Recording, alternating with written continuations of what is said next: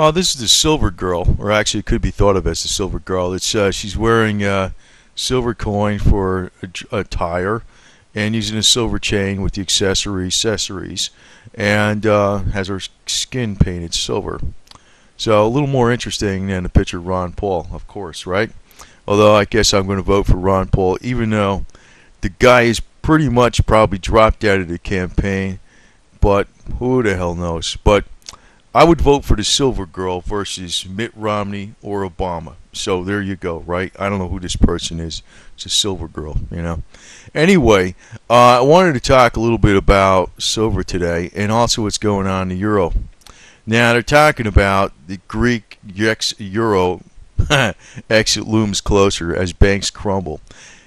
That may be because Mark Farber said Greece might possibly exit the euro, but the euro will survive.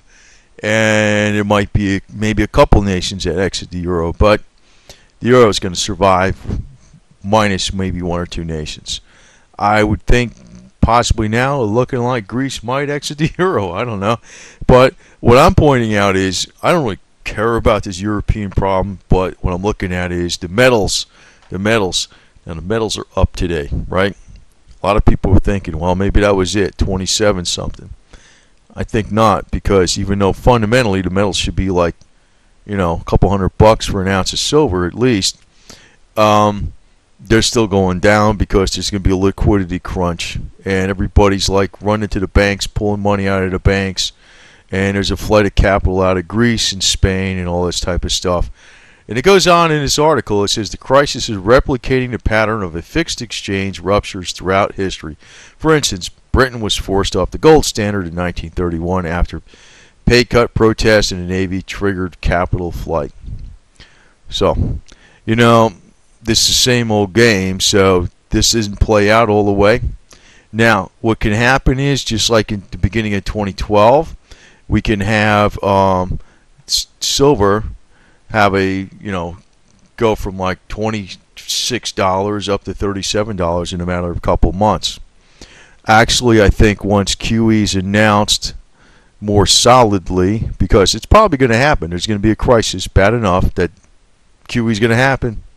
QE's going to happen.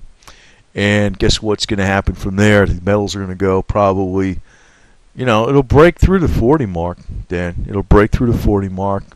Maybe pull back a little bit and go up to, the crazy numbers we were thinking of, maybe like where it's going to go over 60 or maybe over 70. I think it is. It sounds crazy right now, but I think it is, because the whole thing that's really pushing this stuff right down this bad right now is because there's the banking crisis. Solve the banking crisis, not really solve it, but solve it with printing lots and lots of money and announcing QE. Watch the metals fly, and then you will be in the right asset class. Now, as far as what's going to happen in Iran, I think that's going to happen. There's going to be a war there. Now, that's not something I'm voting for, because, actually, I would like to. I stated before, I probably shouldn't even put it in this video, but I stated before that, the Iranian regime, the religious clerics on the top, are really pretty bad news. And it's not like they want just to stay in their own country, more or less. It's more or less, it has an aggressive outlook, at least the ones that are running that country. They're pretty bad. I don't consider them the same thing as Gaddafi's regime. They're quite different.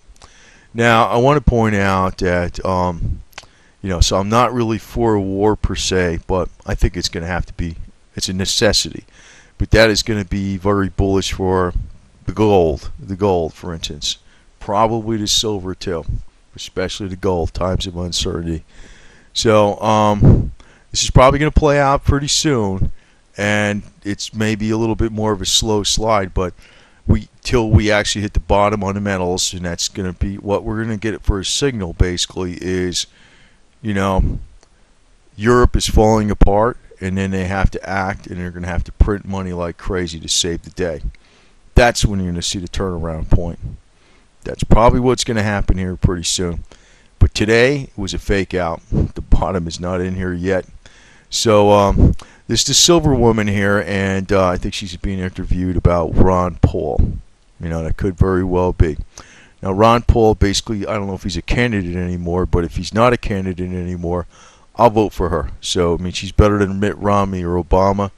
And, you know, I really don't, it doesn't even matter as long as you got a person in there that's honest versus a person that's dishonest. And that's the difference. So, there you go.